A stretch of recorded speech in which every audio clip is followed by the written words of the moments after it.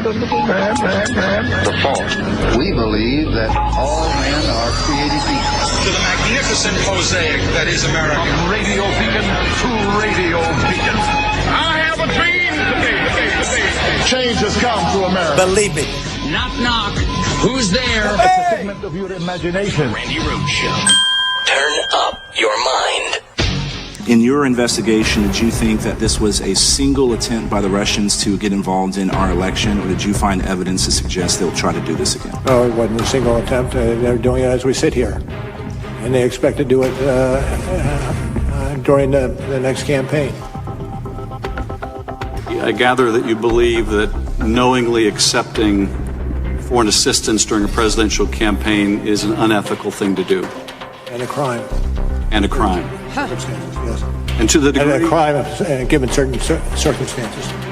And to the degree that it undermines our democracy and our institutions, we can agree that it's also unpatriotic. True.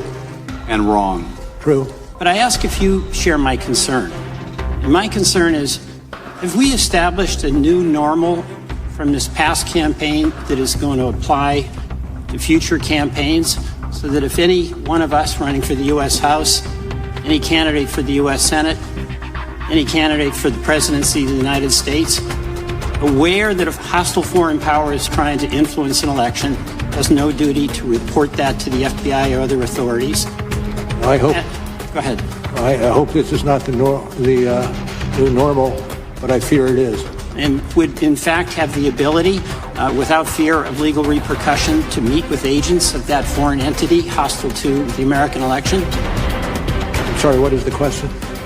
Is that an apprehension that you share with me? Yes. And that there would be no repercussions whatsoever to Russia if they did this again. And as you stated earlier, as we sit here, they're doing it now. Is that correct? You're absolutely right. If we could put up slide 6. This just came out, WikiLeaks. I love WikiLeaks. Donald Trump, October 10th, 2016. This WikiLeaks stuff is unbelievable. It tells you the inner heart. You got to read it. Donald Trump, October 12th, 2016. This WikiLeaks is like a treasure trove. Donald Trump, October 31st, 2016. Boy, I love reading those WikiLeaks. Donald Trump, November 4th, 2016. Do any of those quotes disturb you, Mr. Director? I'm not certain I would say... How do you react to that? It's probably problematic is an understatement in terms of what it displays, in terms of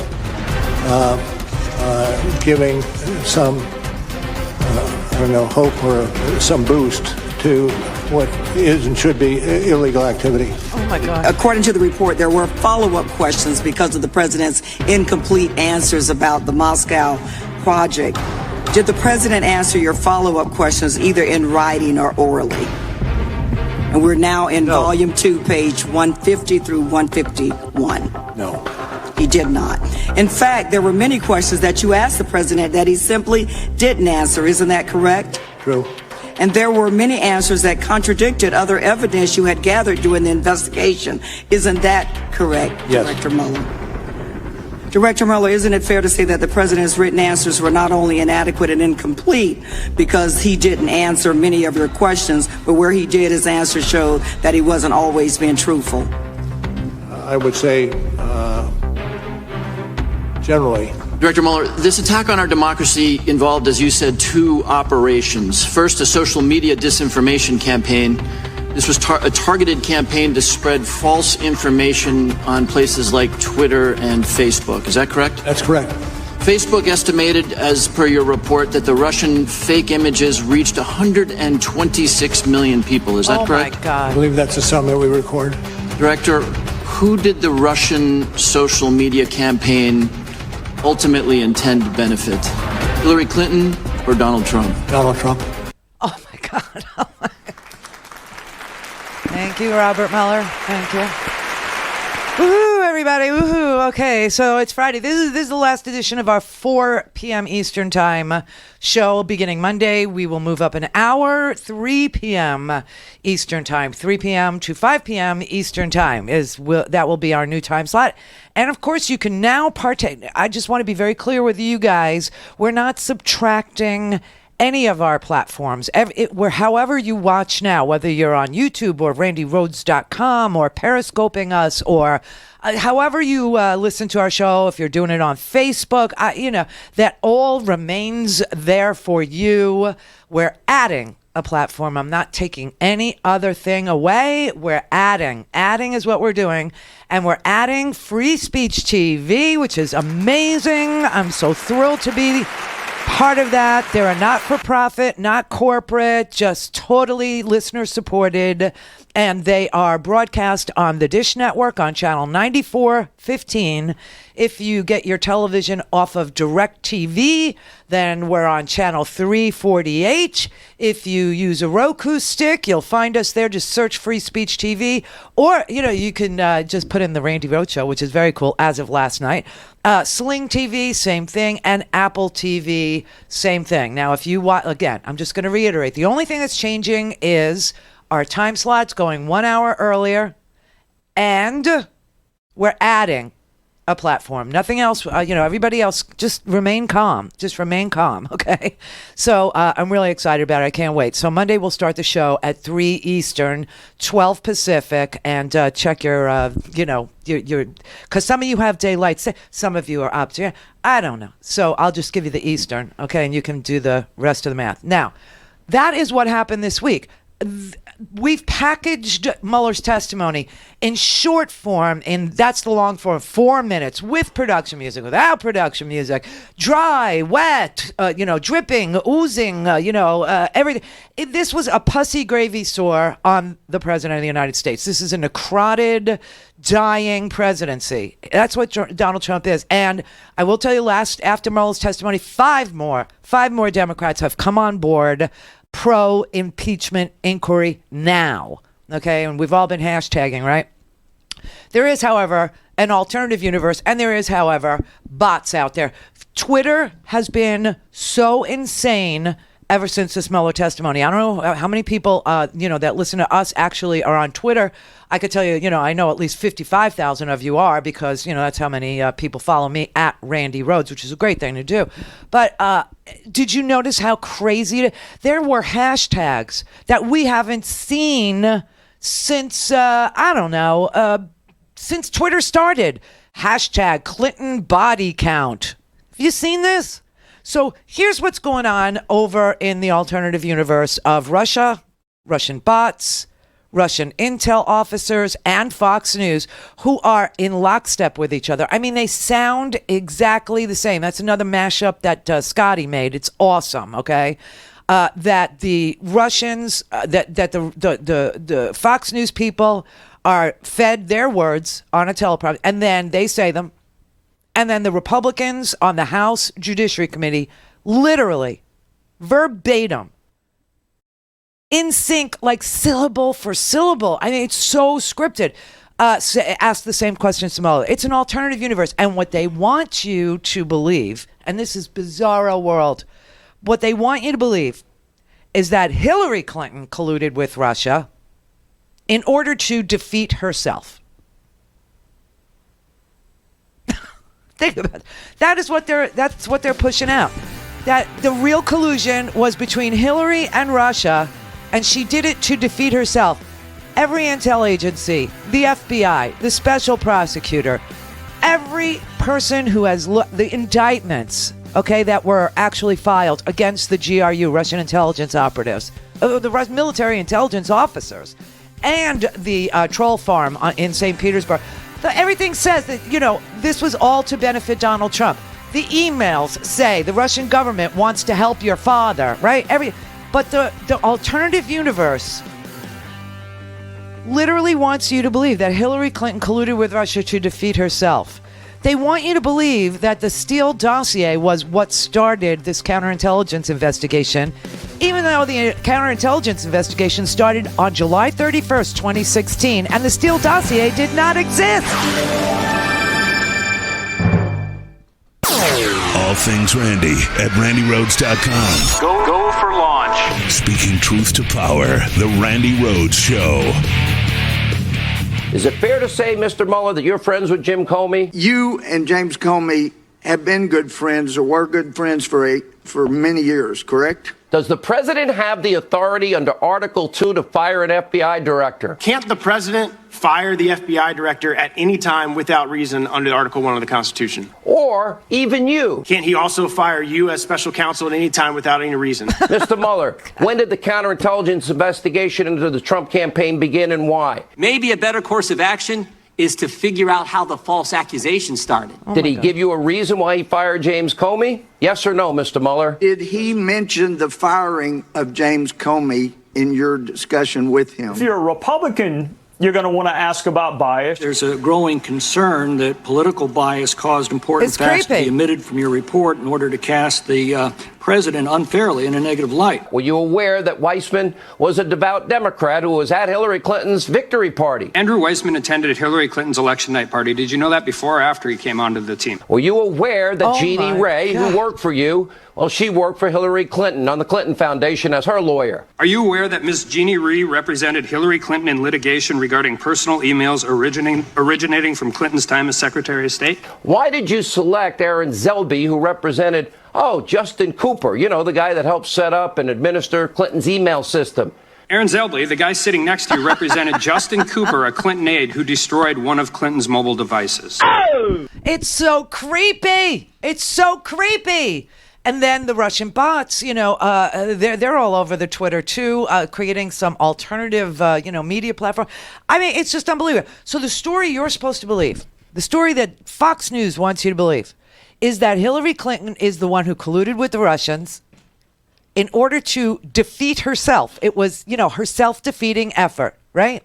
And that the reason and the time of the counterintelligence investigation started in July. Actually, the day is July 31st, 2016. The Steele dossier did not exist. But that's what they want you to repeat, started this investigation. I don't know. They also want you to believe that the Clintons, this is all coming back, the Pizzagate is alive again, okay? The pedophilia thing is alive again, even though Jeffrey Epstein is in jail for pedophilia, even though George Nader, a Trump associate, was arrested and was charged with pedophilia, and I thought it was only for having child porn only, having child porn on his mobile device, right? No, he was literally transporting a 14-year-old boy to his home in Washington, D.C. for sex. That's what he's charged with, and having the child pornography on his phone. And of course, you have Trump, who proudly proclaims that he likes to inspect 15-year-old naked girls in the Miss Teen USA pageant, right? Fat Denny Hastert, who was convicted of pedophilia, he's in jail. He was the speaker, the Republican Speaker of the House. Jim Jordan, the Republican that has the temerity to actually put out these conspiracy theories using his official position, is under investigation for his participation in molesting boys back in college in the showers of the wrestling team.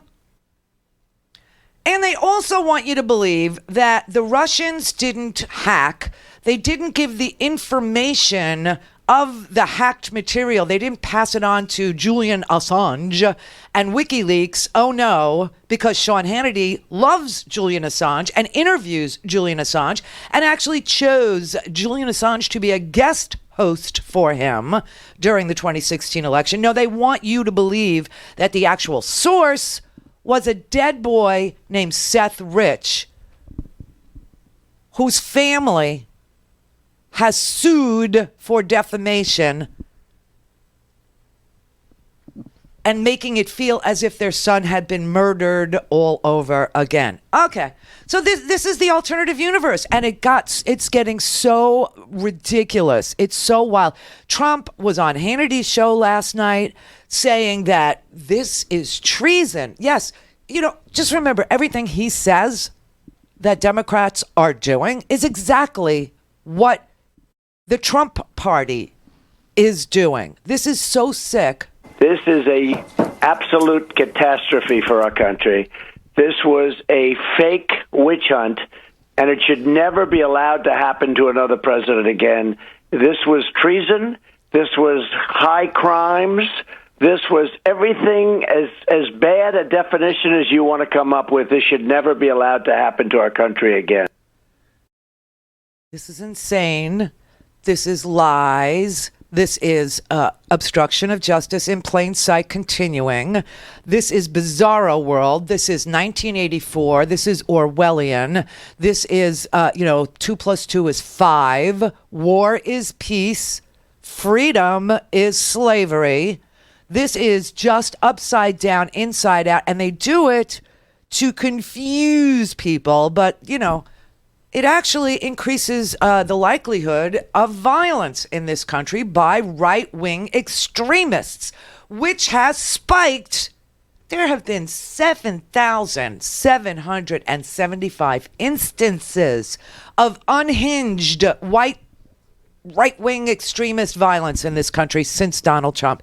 This is so unbelievable. So let me just show you how Mueller defeated every claim that Donald Trump tries to make on the alternative universe known as Fox News, which is one vowel movement away from what it does to the news. If you were ever truthful, you'd be able to write the truth. Have you called for it? It was a witch hunt, a total witch hunt. Your investigation is not a witch hunt, is it? It is not a witch hunt. There was nothing done wrong. In fact, things were done right. This behavior, at the very least, disturbing your reaction. Disturbing and also subject to investigation. WikiLeaks is a hoax, just like everything else. And the president said the Russian interference was a hoax. That was false, wasn't it?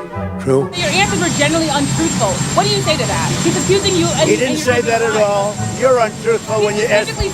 You are untruthful when you ask that question. That he wasn't always being truthful. I would say, generally. You could be charged once you leave office. office. No, he didn't say that. Again. Could you charge the president with a crime after he left office? Yes. Did you actually totally exonerate the president? No. Robert Mueller specifically testified that he did not exonerate you. There is no such a thing. He didn't have the right to exonerate. It was a complete and total exoneration. Oh! It's black as white, up is down. We're through the looking glass. I mean, we now live in Lewis Carroll's world of dropping acid and writing poetry. This is the poetry of Donald Trump. And it's bizarre world. I mean, honestly, the things that they are telling their base, which, if I could speak Arabic for just a brief moment, I know a few words in Arabic. One of the words I know is Al-Qaeda. Al-Qaeda. You know what that means? That's Arabic for the base.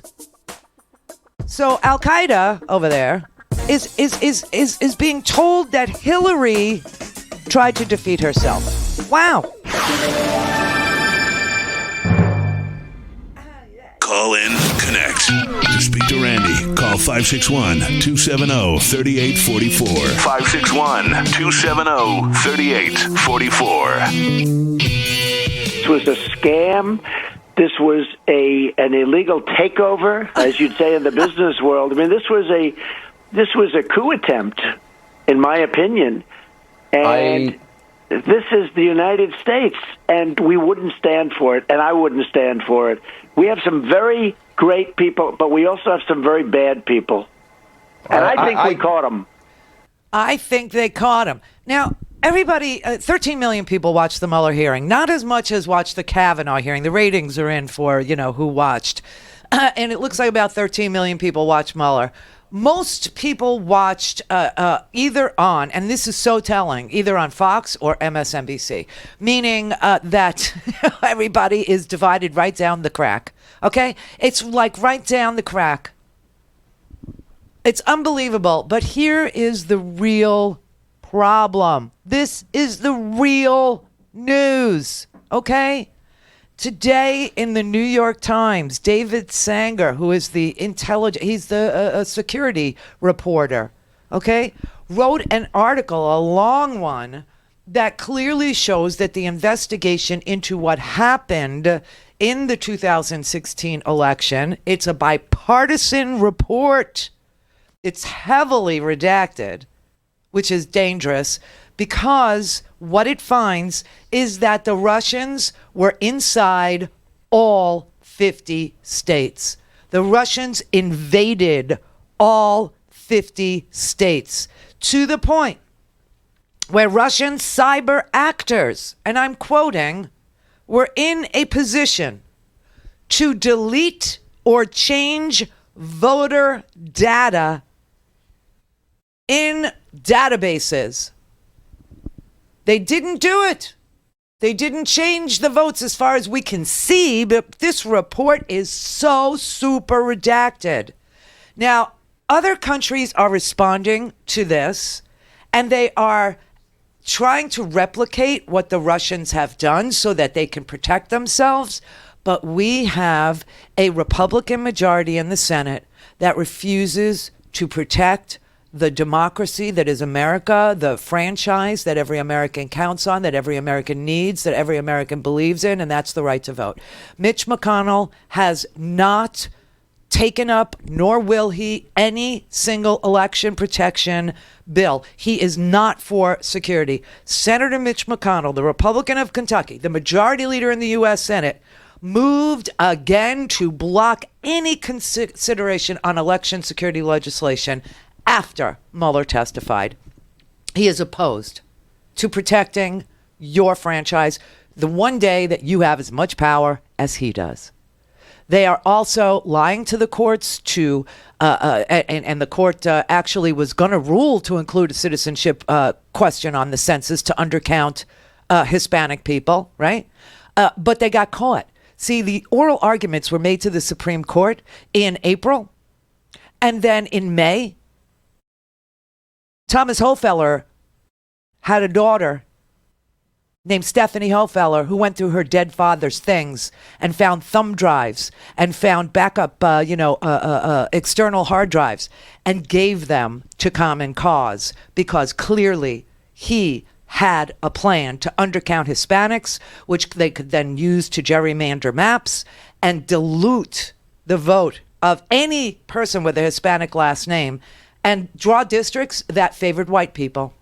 I mean, the racism is endless. It's absolutely endless. The president actually thinks it's a workable tactic.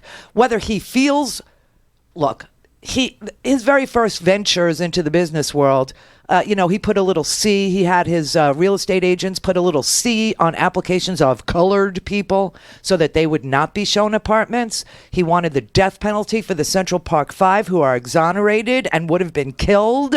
He's got Bill Barr bringing back the death penalty, which obviously 160 people post execution have been posthumously exonerated, and they want to bring back this horrendous medieval thing. In fact, they are bringing it back, and they're going to start rolling them. They're going to start, rolling the conveyor belt of death in Indiana. They're going to kill, a whole bunch of people.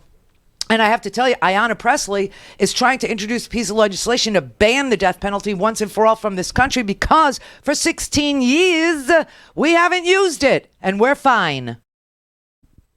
And one of the people that is on death row that they want to, push out and just is a white supremacist. And she is literally working her tail off to not kill the white supremacist because she thinks that the death penalty is a medieval thing that we haven't used for 16 years. And it's all a ploy to appeal to this culture of cruelty that is Al-Qaeda. Cult 45, the base. They live in an alternative universe, these people. The crueler, the meaner, the nastier, the more racist, the more threatening, the more autocratic, the more demagogic this guy is, the more that they bond with him, the more that they love him. This unbelievable desire to be cruel lives in the hearts of 33% of the American people. And it doesn't matter if you think that Donald Trump is a cruel racist. What matters is the cruel racists think he is. And that's what we're up against. That and the Russians are in a position to literally change or delete voter registration rolls. They are literally in there. And so the House passed H.R. 1. What is H.R. 1? It was the first bill that the Democratic majority after the 2018 election, which, just totally freaked out Donald Trump, gave the House the possession of the majority. And so the very first bill, that's why it's H.R. 1, the very first bill was an election protection bill. And what does it really call for? It calls for paper ballots as a backup or as a means to vote. It calls for an audit of those paper ballots. It calls for millions of dollars to be spent in the states so that they can actually update their voting machines for paper ballot backups. Hundreds of millions of dollars in grants, mandated use of backup paper ballots, and required all kinds of risk-limiting audits, okay, to check and see if anybody had been deleted just ahead of a vote from the registration rolls. And Mitch McConnell isn't for it. He doesn't want it because he knows that the Russians are going to help the Republicans keep the majority because the Republicans prefer Donald Trump's bootlicking of Vladimir Putin to any Democrat that would have a foreign policy that strengthens NATO, that keeps our 70-year alliance in this world alive, that puts sanctions on Russia, meaningful ones, so that they will never do this again, and hold them accountable for giving us this mess. Mitch McConnell's not for it. This is not a partisan issue, just like pedophilia isn't a partisan issue, okay? Whoever does it needs to face the bar of justice and go away, bye-bye. This is about patriotism. This is about democracy. This is about national security. This is about protecting the integrity of your franchise. This is about something every American ought to agree on. And he's lying to you, and they're covering it all up.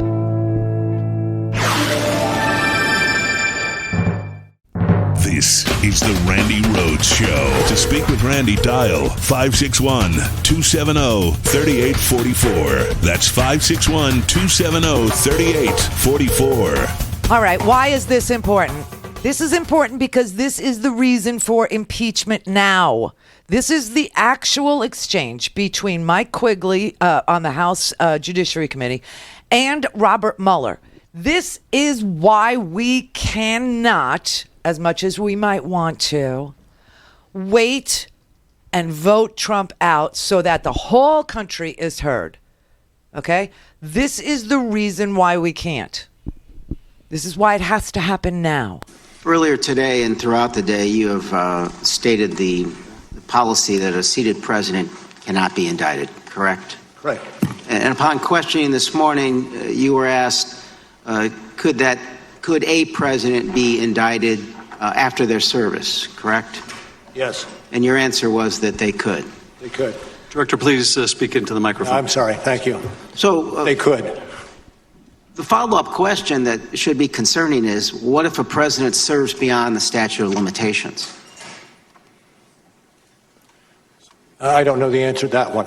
Would it not indicate that if the statute of limitations on federal crimes such as this are 5 years, that a president who serves a second term is therefore under the policy above the law? I'm not certain I would agree with the conclusion. I'm not certain that I can see the possibility that you suggest. But the statute doesn't toll, is that correct? I don't know specifically. Right. It clearly doesn't. And I just want, as the American public is watching this and perhaps learning about many of these for the first time, we need to consider that, and that the other alternatives are perhaps all that we have. Right. And so here's the thing. What we have now is Donald Trump avoiding jail. That's why he's going to run for president again, okay? Keeps saying he doesn't need this job. He doesn't like this job. Nobody will work for him, obviously. He can't keep a staff. He can't keep a director of anything. We've been through Jeff Sessions as the attorney general. Then we had, an acting attorney general. We had Rod Rosenstein. Then we had Whitaker.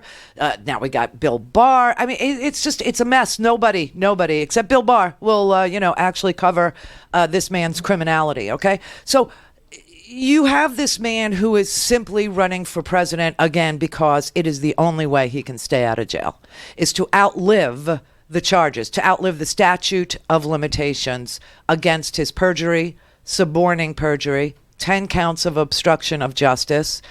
Never mind the fact that there were over 120 contacts between his campaign and the Russians, and the only reason why substantial evidence was found, but not beyond a reasonable doubt, is because the case could not be built beyond a reasonable doubt for the simple reason that everybody lied to Mueller, which is what he testified to, that they used encrypted apps, which they deleted every day, that they destroyed documents, which he testified to, and that they continue to lie to the special counsel, and that President Trump, when asked to answer questions about the Russian interference, remember, he would not answer questions about obstruction. The only questions he would answer was about Russian interference, and he neglected to answer a good chunk of them. And the ones he did answer, generally, he was untruthful. So he lied. So the president has committed all kinds of crime, but these crimes have a statute of limitations attached to them. And if the president should become president again, he will not be out of office. The statute would run 5 years. And so 2021 would be the last year that this man could be charged for crimes he committed in 2016. And so we have a man who is trying to stay out of jail and will use the awesome powers of the presidency to shield himself, not to make your life better, certainly not to do an infrastructure package, definitely not to give you better and cheaper and easier to use health care, certainly not to bring racial justice. They're bringing back the death penalty, which is the most, racially impaired part of the justice system, because obviously, people who can't afford lawyers like the president can, and maybe have a public defender or enter into a plea deal because they have nothing to defend themselves, nobody that will do it, they get the death penalty. This is so crazy.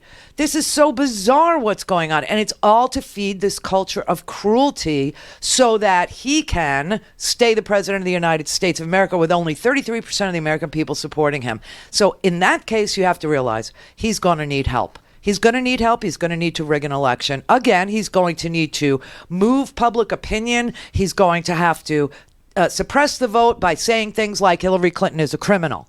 Hillary Clinton is a murderer. Hillary Clinton is a pedophile. So whoever the nominee is, expect that to happen, okay? Expect that person to be accused of every crime under the sun, from molesting children, everything that they are, obviously, doing, they will accuse whoever the opponent is of doing. They will do it.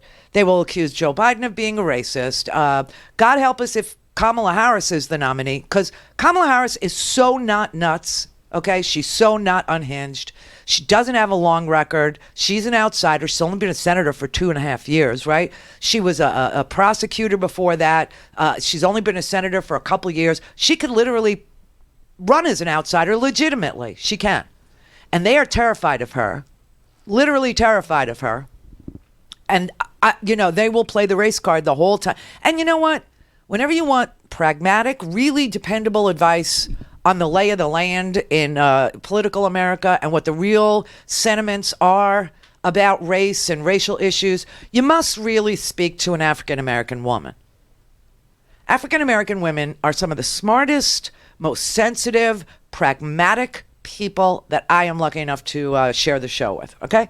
And they are supporting Joe Biden for one reason and one reason only, and that is because they think an old white guy has a better chance of getting independence and peeling off some GOP support than a black woman or a woman. And that is why Elizabeth Warren, who's brilliant, is scary to African-American women, to the black community. That is why Kamala Harris is scary to black women, even though she is a black woman.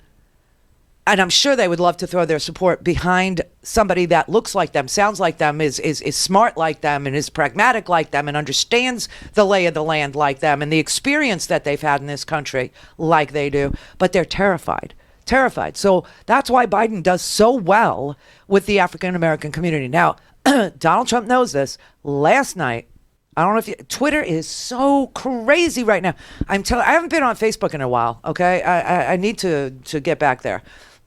But Twitter's just like off the hook. There was a trending hashtag last night called African American Community. Did you see it? And in that hashtag is Donald Trump telling African Americans or black Americans in this country, they don't necessarily have to be African Americans anymore, okay? Because we have Americans that are black that did not come through the slave trade, okay? We have all kinds of people in this country, thank God. So he's tweeting under African American community, and what is he telling them? He's telling them that Sweden, because of he doesn't even know who this rapper is, ASAP. He has no idea who this kid is. He doesn't know, hasn't looked at the videos. The Swedish authorities, if you don't know, arrested a young, kind of a fashion icon in the rap world, okay, black kid, who, loves high fashion, goes to all the fashion shows, has a lot of celebrity friends this way, blah, blah, blah. And so they arrested him because it on the video, and you can't really tell because the video is parsed out, so there's a front part of the video, a middle part of the video, and an end part of the video, and they're parsed out and they're not connected. So the front part of the video shows that this black rapper was being followed by some people on the street in Sweden. The middle part of the video shows a fight between the people that the rapper claims was following him and threatening him, and the last part of the video shows the rapper and his bodyguards kicking the crap out of the people that he says were following him. So the Swedish authorities have him locked up, and they're reviewing, and they will make a decision about whether or not to prosecute him for assault. So Kim Kardashian, believe it or not, gets involved with this because of Kanye, right? And the president all of a sudden starts tweeting about this rapper and tells the African-American community, Sweden let the African-Americans in America down. Yeah, that's your problem. See, that's your problem. Hey, African-American community. Hey, black community. Your problem is Sweden. It's always been Sweden. Your problem isn't that the president is a racist. Your problem isn't that white supremacy is like off the hook in this country. Your problem isn't that young racists are forming new groups at a pace that would blow your mind, that makes the Indy 500 look slow and plodding. No, your real problem is Sweden is letting you down. Okay? Oh my God. It's gonna be ugly. Mary had a little man. The fault. We believe that all men are created equal. To the magnificent mosaic that is America. From radio beacon to radio beacon. I have a dream today. Change has come to America. Believe me. Knock, knock. Who's there? Hey! It's a figment of your imagination. Randi Rhodes Show. Turn up your mind. This minute-long cell phone video shows an encounter between customers at the Bonefish Grill in North Hills. This person had the audacity right here to come to our table and tell us that we are the rudest people that she has ever met. Look at her. Then the woman, who we now know as Nancy Goodman, calls another customer the N-word. You're too loud. We're too loud. In your opinion. Let me show you my money. It's just as green as yours. Right. Oh, you're so stupid. We found Goodman at her home. I'm a 71-year-old woman who lives in Raleigh. I suffer from tremendous anxiety. She says that anxiety and the women's behavior pushed her to act as she did. I'm not going to say I'm sorry to them because they kept pushing at it. So, and that's all I'd really like to say. What about your use of the N-word? I used that word because they forced me into it. They forced her. Do you see how that's incredibly offensive? Yes, I do. That's why I said it. Oh, my God. I would say it again to them. She says she would use that word again to you all. Wow. Wow. That's sad. Shonda Stewart is the one who took the cell phone video. Her friend, Lakeisha Shaw, is the one who was called the racial slur. I don't care how you feel like we should have been acting. If I was standing on the table with 3 heads in a purple jumpsuit, nothing justified you to come to my table and call me a stupid. Goodman says she regrets not asking management to tell the women to be quiet, but she made one thing clear. So you're not sorry about saying the N-word? No. No. They made her, Brett. Randy, I'm just afraid this is going to make her a maggot hero. That's all. I'm afraid they're going to watch this and get really excited about her. Yeah, of course they will. I mean, the incidences of, just feeling like you can, grab anybody by the wherever and that you can say anything that you want to people and that you can, just walk on over to a table full of girls who were partying. They were at Bonefish. By the way, the Bang Bang Shrimp, the best. So damn good. I mean, I try and recreate. Can't do it. But they're over there having their Bang Bang Shrimp after work, and they're laughing. That's what they were doing. They were laughing. They were having some fun after work. And the 71-year-old creepy girl walks over and calls them, tells them they're too loud. And all this woman sees is their color. That's all she sees is the amount of melanin that they possess, okay?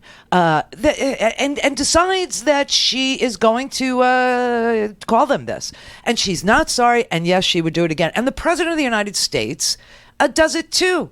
And now you've got, people in this Congress that are encouraging it. And we have an Attorney General of the United States who wants to do racially tainted, verdicts, wants to, use the ultimate medieval penalty of killing them. And you know what's crazy?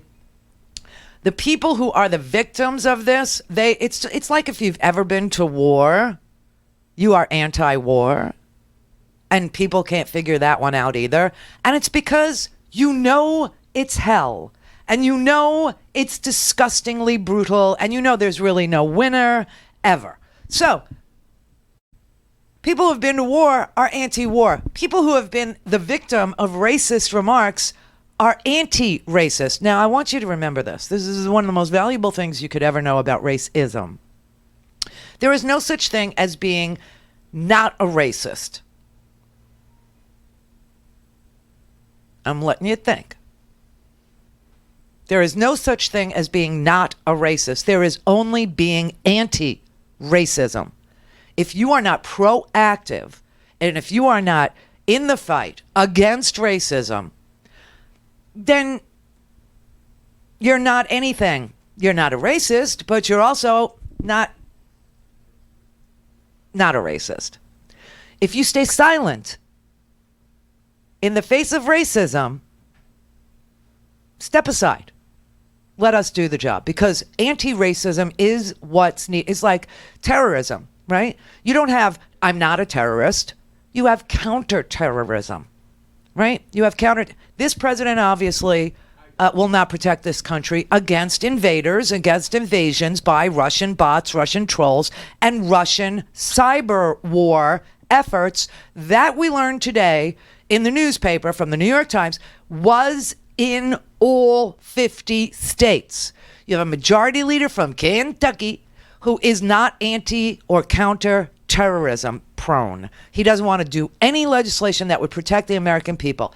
And so if you see terrorism and you say, well, I'm not a terrorist and I'm anti-terrorism, or I'm not a terrorist, but I don't have to be anti-terrorism, then you can see what I'm saying about racism. You cannot say, well, I'm not a racist. You have to be anti-racism. That's how you fight racism. And Ayanna Pressley, who's got a bill that would outlaw the death penalty, is literally defending one of the guys, okay, who is scheduled to be executed. Let me tell you what he did. He killed a couple and the woman's 8-year-old daughter. He threw them in the bayou after he had put weights on their body. he is eligible and will be scheduled for the death penalty because his crime was in furtherance of a racketeering scheme. And what was that scheme? It was to raise money for a white supremacist organization. It was to raise money for a white supremacist organization. It was. And so Ayanna Pressley is defending him. Not what he did, but defending this country as being medieval. Okay? And in that effort, she has to defend his right to live. In jail, in maximum security for the rest of his life. Now, it's more expensive to kill somebody than it is not to kill them, just so in case you make your decisions based on money, no principles at all, just money. It is more expensive to kill. Why? Because of all of the appeals, of all of the ongoing court costs associated with appeals. Never-ending appeal. So it's more expensive to kill somebody than it is not to kill them, okay? But I just want to let you know that people who are being accused of being, a race, that they aren't part of the American fabric because of the way they look by this racist president who said, go back home, to a woman who's from Michigan, to a woman who's from the Bronx, to a woman who's from Minnesota, to a woman who's from Cincinnati, is bizarre and racist, and he's just feeding his base, and this death penalty thing is part of that. So you have right? And that's what you have to be. Let me show you something. I want to show you that video was simple racism, okay? This is more complex racism. Marco Rubio last night tweeted out this video of Ilhan Omar. And the edit on this video is so vile that it makes her sound like she hates white people, which is what Glenn Beck was trying to peddle to his audience about Barack Obama. I mean, he just said it flat out, remember? Didn't even bother with the dog whistle. He just went on Fox News and said, he seems to have a deep-seated hatred of white people. I think that President Barack Obama is racist. Remember that? While they were all running around peddling this, he wasn't born in America. He's not a real American. He's, and Monica Crowley, who is now being looked at for a position as the spokeswoman for the U.S. Treasury Department. She peddled this, too, on Fox News before she was let go for Fox News. She said that he was an Islamic community organizer. Now, remember, Monica Crowley actually was found guilty of plagiarism in her doctoral thesis and in her book. Okay, she was just lifting other people's ideas. She was a syndicated radio host, and that cost her job. She was a Fox News contributor, and, But all of these racist people, it's like he collects them, okay? Oh! All things Randi at RandiRhodes.com. Go for launch. Speaking truth to power, the Randi Rhodes Show. All right, here's the clip of Ilhan Omar being interviewed on Al Jazeera by Mehdi Hassan, who's a great interviewer. He's phenomenal, actually. But this is the video that Marco Rubio tweeted, and it's been edited. All right. A lot of conservatives, in particular, would say that the rise in Islamophobia is a result not of hate, but of fear, a legitimate fear, they say, of quote-unquote jihadist terrorism, whether it's Fort Hood or San Bernardino or the recent truck attack in New York. What do you say to them? I would say our country should be more fearful of white men across our country, because they are actually causing most of the deaths within this country. We should be profiling, monitoring, and creating policies to fight the radicalization of white men. It sounds like she hates white people. She's not wrong about her stats. She's not wrong about the fact that white supremacy and right-wing extremism is the main cause of, extremism in this country. It has absolutely nothing to do with Al-Qaeda. It has absolutely nothing to do with the Muslim Brotherhood. It has absolutely nothing to do with CARE or any of the Islamic organizations in our country who are peaceable people. She's right about the stats, okay? From 2017 to 2018, during Donald Trump's presidency, there's been a almost 10% increase in active groups that are hate groups, okay? The most significant growth in those hate groups, white nationalist organizations. In 2017, there were 100 white nationalist organizations in this country. By 2018, there were 150. That's a pretty rapid pace, okay? That's like they're growing, by leaps and bounds. And they were quiet a little bit after Charlottesville. Then all of a sudden, the energy got renewed again because the president keeps egging them on, right? And so even though, the annual rate of hate crimes in November, the FBI listed 7,775 criminal incidences for 2017, which was up from 6,121 in 2016. These groups are adding in numbers, okay? Adding. Younger racists are not, they're not interested in David Duke's old KKK. It's not fun for them. No appeal for them. They like the message, but they didn't like the odd hoods. They didn't like the traditions. They didn't like the lack of digital savvy. They weren't all about it. And so they started to dress in polo shirts and khakis and carry tiki torches. So there's no shortage of hate-filled alternatives to the KKK. And most of them are skinheads or neo-Nazis or the incels who just hate lesbian, gay, bisexual, transgender individuals. And then there's the anti-Muslim crowd that is folded into all those groups. So that's what they played. That's what Marco Rubio, that's what the Christian Broadcasting Network actually played, the love your neighbor crowd, the Jesus-y crowd, the Christian crowd. That's what they played. Here's the real clip. A lot of conservatives in particular would say that the rise in Islamophobia is a result not of hate, but of fear, a legitimate fear, they say, of quote-unquote jihadist terrorism, whether it's Fort Hood or San Bernardino or the recent truck attack in New York. What do you say to them? I would say our country should be more fearful of white men across our country, because they are actually causing most of the deaths within this country. And so if fear was the driving force of policies to keep America safe, Americans safe inside of this country, we should be profiling, monitoring, and creating policies to fight the radicalization of white men. But most of the funding and attention, even under Obama, obviously went towards Muslim communities. One of those communities is in Minnesota, your state, the Somali American community in Minnesota, where I think over the past few years, more than 20 young Somali Americans have left to go and fight for ISIL or Al-Shabaab or one of these quote-unquote jihadist groups abroad. That's a real threat, obviously. No one's pretending it's not a threat. So what do you do about it?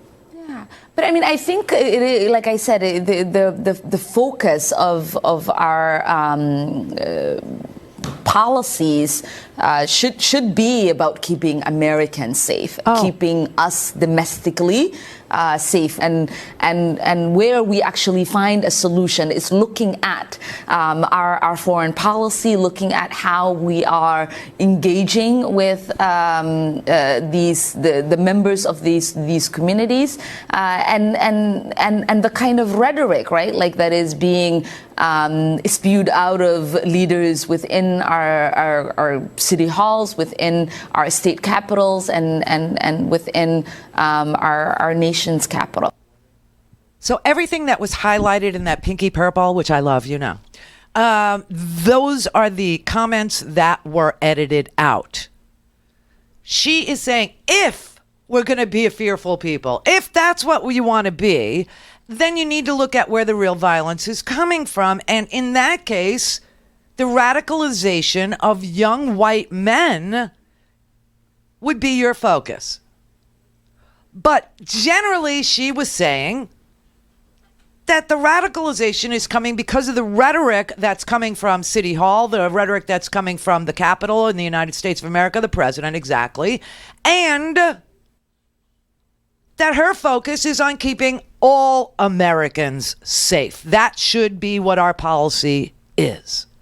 And that is not what they tweeted out last night. And that is not what CBN, the Christian Broadcast Network, or Marco Rubio, or any of the GOP tweeted out. Oh, no, oh, no.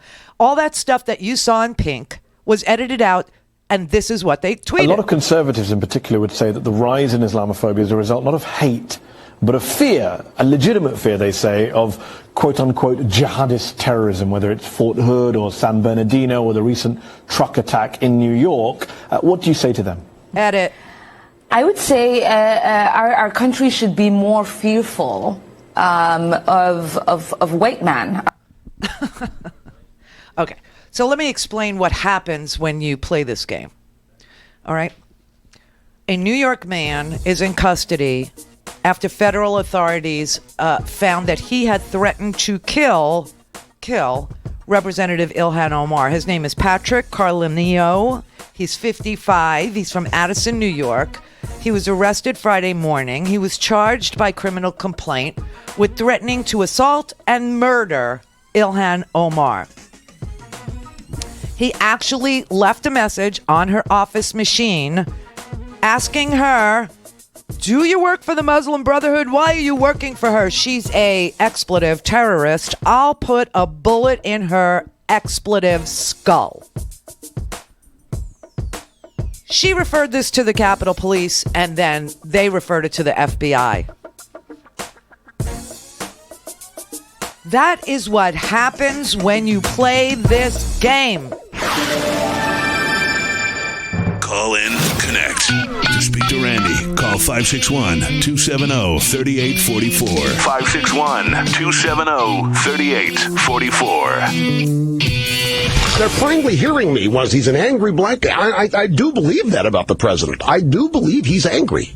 This president, I think, has exposed himself as a guy over and over and over again who has a deep-seated hatred for white people or the white culture. I don't know what it is. This guy is, I believe, a racist. This guy that they elected, who they thought was all of these wonderful, perfect things, is now behaving as a community organizer and is fanning the flames of race. Here you have a black president trying to destroy a white policeman. That was the beer summit era. That was Obama's big crime. A beer summit era, because Bill Gates was in his house and a police officer, tried to rough him up inside his own house. And Obama decided, let's sit down and have a beer and talk it through. That he's got a deep-seated hatred of white people. I mean, it's just so unbelievable. And Donald Trump was a birther at the time, and Monica Crowley was a birther at the time. They were all over the radio. Rush Limbaugh, Glenn Beck, Monica Crowley, all these people. And that's why I keep telling you, you cannot be... you can't say, well, I'm not a racist. You can only be anti-racist. You have to do something. You have to say something. You have to speak up. You have to put a pin in it and burst that racist bubble every time it rears its ugly little head. Every time. Every single solitary time. This is dangerous. You have death threats against Ilhan Omar. You have death threats against Alexandria Ocasio-Cortez.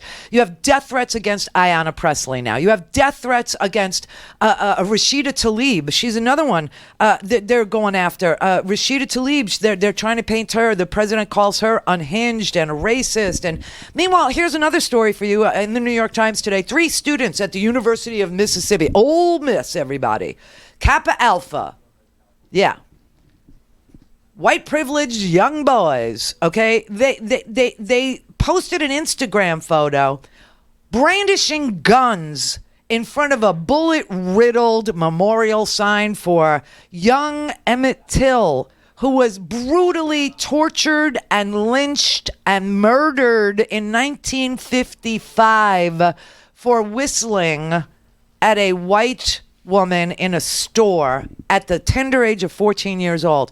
I mean, this is just so disgusting. And Ole Miss says, well, they didn't violate any of our, rules. So, what do you want us to do about it? And we have no idea if the guy with the rifle in the picture, shot up the marker.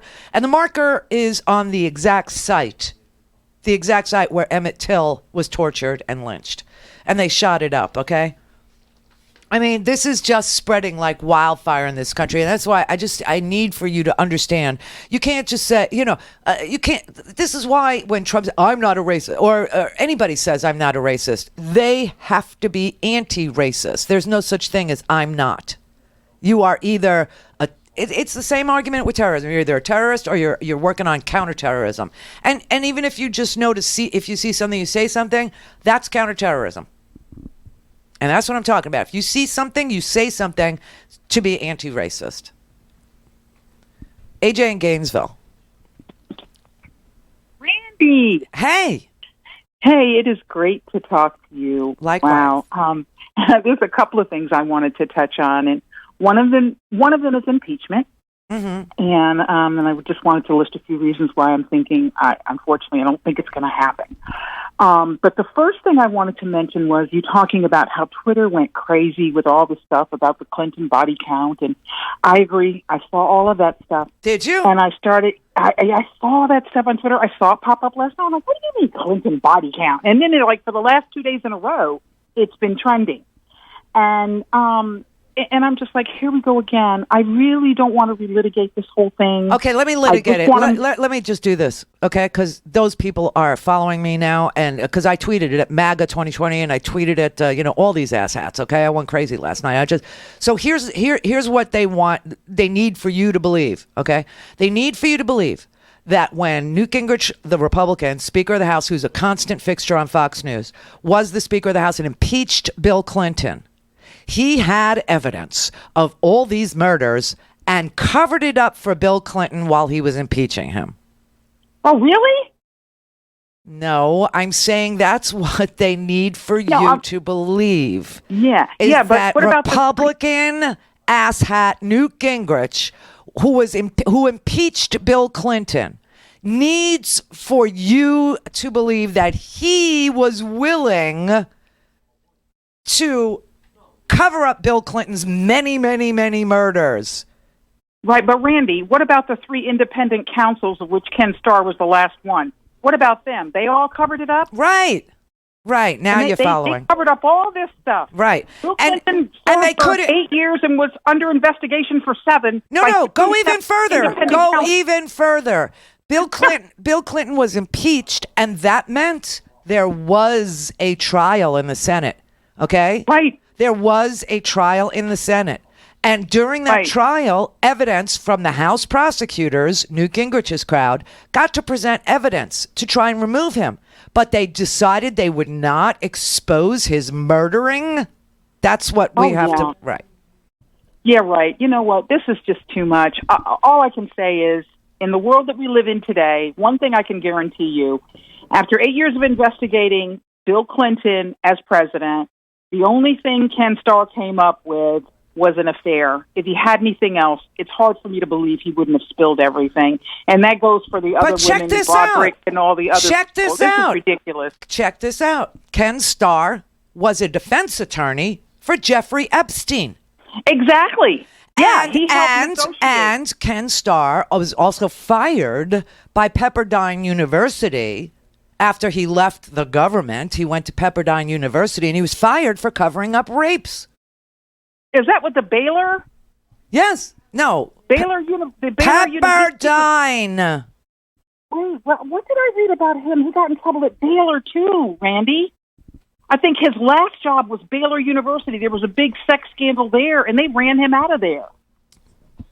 So what they want you to believe is that Ken Starr covered up Bill Clinton's murderous, habits. All these, No way. No. And Newt Gingrich also, and the Chief Justice of the U.S. Supreme Court, who presided over Bill Clinton's actual trial, where actual evidence was introduced, and that whole Ken Starr report that is bigger than your head. Okay, it's a giant volume of porn that somehow they all were willing to cover up the Clinton body count.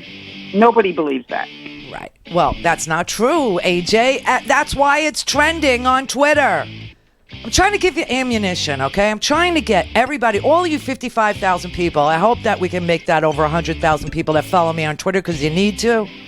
I need for you to retweet all this stuff to MAGA 2020, to Clinton body counts, because you have to be anti-propaganda. You have to be anti-racist. You have to be proactive in beating down and batting down this crazy fake bullcrap that is turning our country upside down and inside out. You have to be proactive and disabuse the people who read that crap from their notions. This is the Randi Rhodes Show. To speak with Randi, dial 561-270-3844. That's 561-270-3844. People say, oh, you're just messing with the president because you don't like him. It's not about not liking the president. It's about loving democracy. It's about loving our country. It's about making a difference for generations yet unborn. That's what this is all about. And I'm begging the American people to pay attention to what is going on. Oh!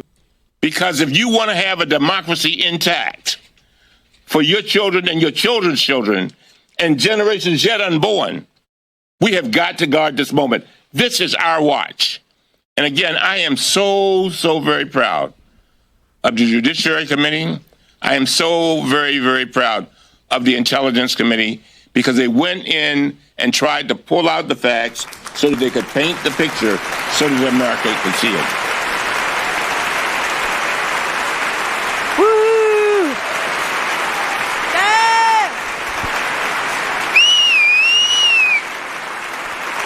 Yeah, you didn't know I could do that. I'm from Brooklyn, of course. It's built in. It's part of my DNA. But honest to God, man, you have to pay attention. That is what I'm trying to get you to do, so that you can beat it back. So, because we are being trolled by MAGA, we're being trolled by Cult 45, we're being trolled by Russians, you're going to see the UAE is going to get involved, Saudi is going to get, this whole election, this is why impeachment is so important to me personally, is because this president is going to have foreign help. He is going to have social media help. He is going to have Fox News as an alternative universe in which he can play. He is going to do, and the Russians, literally, read the paper today. The homework section is free, as you know. You could go to randirhodes.com/homework, sign yourself up, get every single day. It's just an aggregator of major newspapers and major reportage from reputable, truthful, fact-check sources. There's no weirdness in there, okay? Everything there is from a reputable news organization that actually uses journalistic principles when they report, meaning everything's fact-checked. There are editors, there are fact-checkers, there are phone calls made to the president before anything is printed saying, Mr. President, this is what we're going to print tomorrow. Do you have a comment? There are phone calls made to the intelligence community. Dear intelligence community, we are going to print this. Does this, inhibit any of your counterterrorism efforts, or will it in any way impede any of your efforts, right? I want you to know that part of the reason why Mueller was so halting, part of the reason is, yes, he's 74 years old, but and his recall is probably not all that it used to be. Fine. The other reason is because he is managing facts in his head. And part of the facts that a good chunk of the facts that he's managing in his head are and were about ongoing investigations. And he could not speak to them, because if he did, the case would be destroyed. Obviously, if you listen very closely, then you know that Junior Everybody want to know why you didn't indict Junior? Because Junior's investigation is ongoing. That is just a fact. It is what he testified to. He was asked about Junior, and he said it will be prosecuted, or it is being prosecuted still. And currently, yes, currently.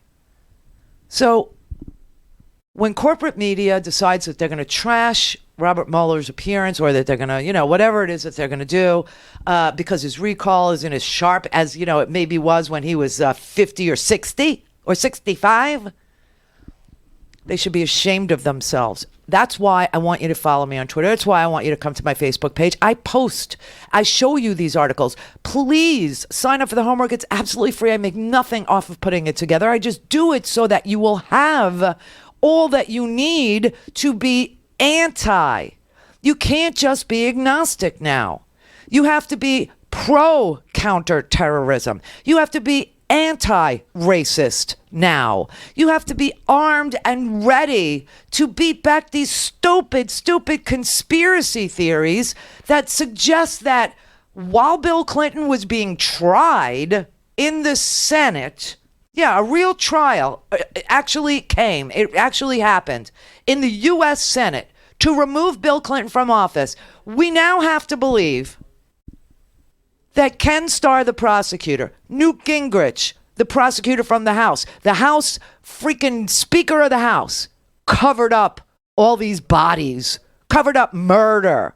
Bill Clinton and Hillary Clinton were involved in murder, and that they covered it all up. Oh, please give me a break.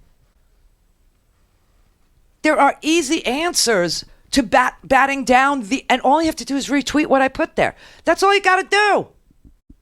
If you agree. It's so ridiculous so we're now supposed to believe that Hillary Clinton is the one that colluded with the Russians. Yes, it was Hillary Clinton. She's the one. Well, if you look at it, when you think of it, there was collusion between Hillary, the Democrats, and Russia. There was collusion. There's no question. There was a lot of collusion with them and Russia, and lots of other people, by the way. So the entire report, with the indictments and the whole case laid out against the GRU military intelligence officers in Russia and the St. Petersburg troll farm, which was operated by Vladimir Putin's billionaire caterer. I mean, I don't know how lucrative catering is, but I don't even think Wolfgang Puck is a billionaire, okay? But we're supposed to believe that Hillary colluded with the Russians to ensure her own defeat, because everything that we learned clearly shows that the Russians preferred Trump as the next president of the United States, as the 45th president of the United States.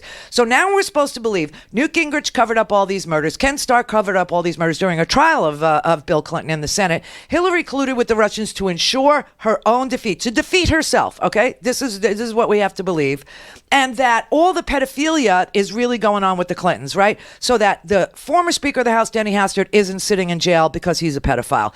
That George Nader isn't sitting in jail because he was transporting a 14-year-old boy to his apartment, to his house in Washington, D.C., and they caught him at Dulles Airport. That Jeffrey Epstein isn't really a pedophile. That Jim Jordan didn't cover up pedophilia when he was the coach of a wrestling team in Ohio. That the church, the Catholic Church, isn't full of, settled pedophilia cases, right? We're supposed to all believe this. You need information to be proactive and get this stuff defeated with logic.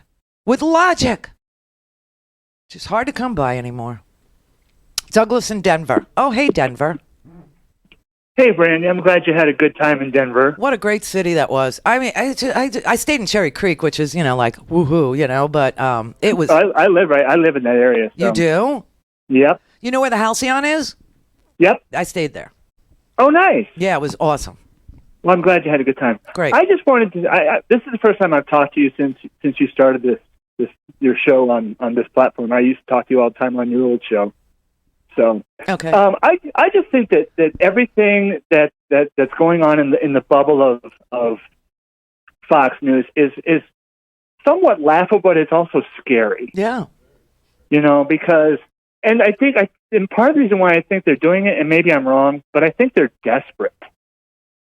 Yes, because a Democratic president literally would mean the end of corporate rule over our government. The first bill they passed was for clean elections, okay, for taking the money out. We are anti, corporations or people. We are anti-dark money in politics. The fact that our House and Senate and presidency has been purchased and not by friendly actors, we're against that. We are proactively against that. We are for the middle class. We are for unions.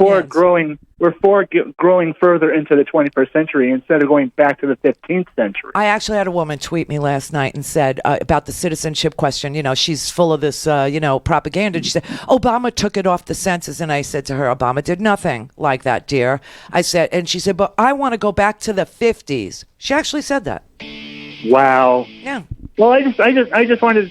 I know it's almost in the show, but I just wanted to say, I think it's really scary, but I think there's enough of us than there are of them to push this back. Yeah, it's true.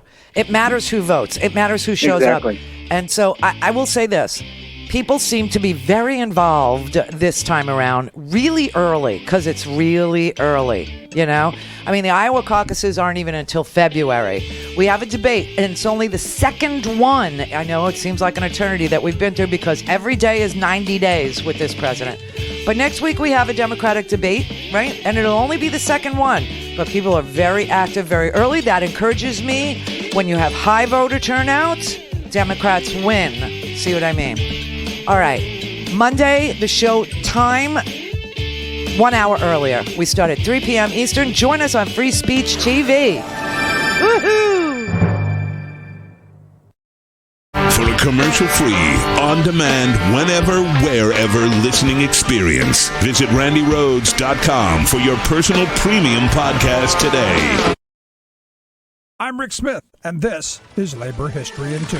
On this day in labor history, the year was 1917. That was the day 50,000 lumber workers across the Pacific Northwest participated in an industry-wide strike called by the industrial workers of the world. The IWW had been organizing loggers for years around wages, hours, working conditions, and camp sanitation. The IWW began building for the strike in the aftermath of the Everett Massacre the previous fall. Elizabeth Gurley Flynn started touring camps in Idaho. By March, the Wobblies established Local 500 of the Lumber Workers Industrial Union in Spokane to organize across the region. In his book, Emperor of Timber, historian Eric Loomis details the chronology of events that led to the momentous walkout. In Idaho, loggers began walking off the job in April when demands for improved bunkhouses and food. Buy a stinking podcast.